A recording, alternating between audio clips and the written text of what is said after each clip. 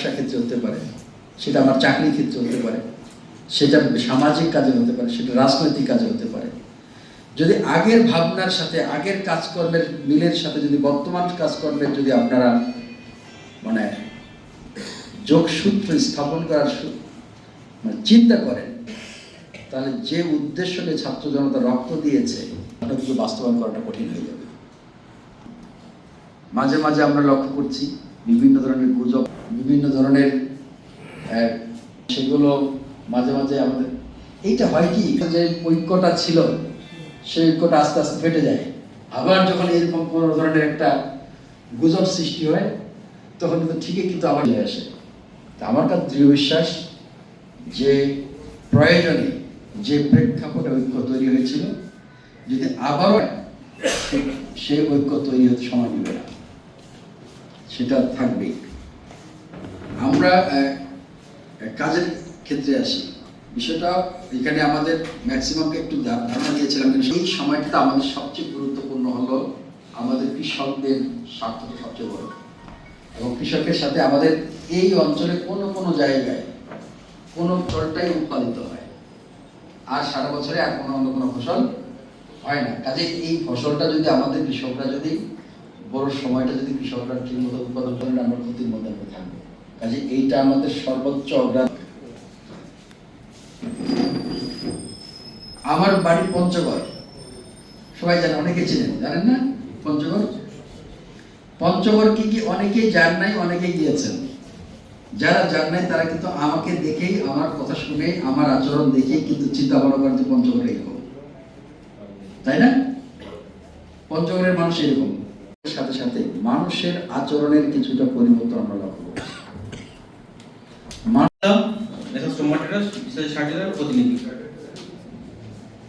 আসসালামু আলাইকুম, আমার নাম মনির হোসেন, দি গোল্ডেন এন্টারপ্রাইজ।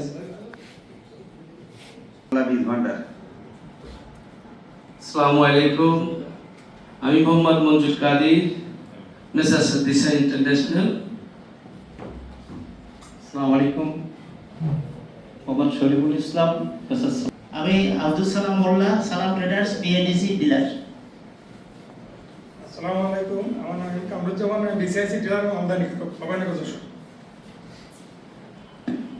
আসসালামু আলাইকুম ওয়া রাহমাতুল্লাহ, আমি মাসুদ তাজ, একজন সংবাদকর্মী। আসসালামু আলাইকুম, আমি শেখ আলী আকবর, নিউজ প্রেজেন্টার।